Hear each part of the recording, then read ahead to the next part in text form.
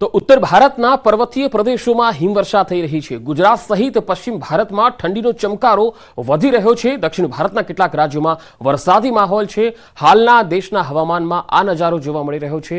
ખાસ કરીને તમિલનાડુમાં ભારે વરસાદથી તારાજીના દ્રશ્યો જોવા મળી રહ્યા છે।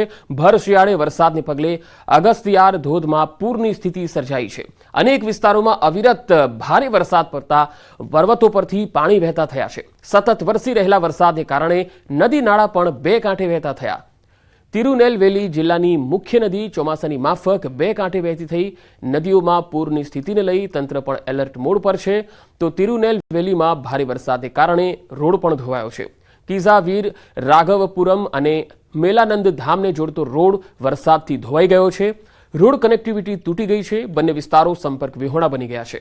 તો થુથુકુડીમાં પણ ભારે વરસાદથી અનેક પુલ પાણીમાં ગરકાવ થયા છે। શહેરની બહારના વિસ્તારોમાં આવેલા કટ્ટારુ બ્રિજ પર ભારે પાણીનો પ્રવાહ જોવા મળ્યો, જ્યારે તિરુનેલવેલીમાં પણ ભારે વરસાદ થઈ રહ્યો છે। શહેરના પેટાઈ વિસ્તારમાં આરએમકે વિશ્વનાથનગરમાં પાણી ભરાઈ ગયા છે, જેની તસવીરો આવી રહી છે।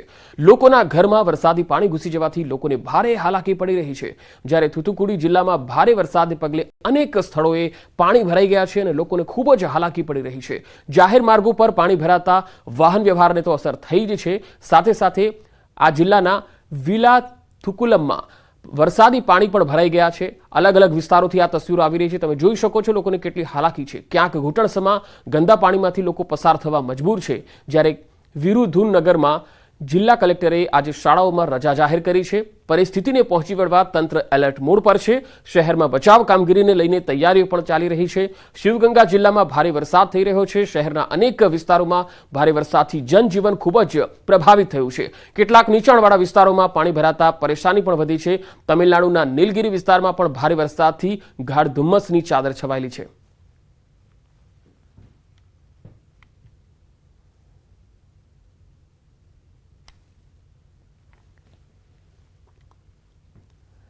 હવે આપણે વાત કરીશું ભાવનગરની। ભાવનગરમાં સિંહોર તંત્રની ઘોર બેદરકારી જોવા મળી। વરલ ગામે કચરામાંથી મળી આવ્યા આધાર કાર્ડ। પોસ્ટ ઓફિસ બહાર આધાર કાર્ડ ફેંકી દેવાયા। કચરામાં આધાર કાર્ડ ફેંક્યા હોવાનો એક વિડીયો છે જે વાયરલ થયો છે।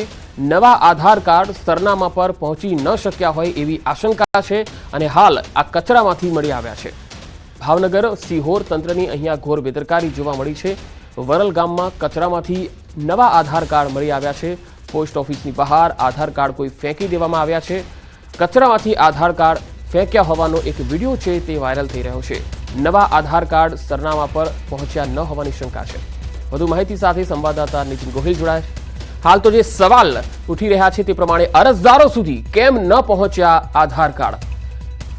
આ નવા આધાર કાર્ડ છે, એવું નથી કે જૂના છે અને ભંગાર છે। ત્યારે સંવાદદાતા નીતિન ગોહિલ મારી સાથે જોડાયેલા છે। નીતિન, કચરામાંથી આધાર કાર્ડ મળી આવ્યા છે, આ મોટો સવાલ છે કે આ ખરેખર ફેંકી દેવાયેલા છે, ઇરાદાપૂર્વક છે કે પછી આ તંત્રની જ બેદરકારી છે? ચોક્કસ વાત કરીએ તો પંકજ, જે ભાવનગર જિલ્લાનું તળાજા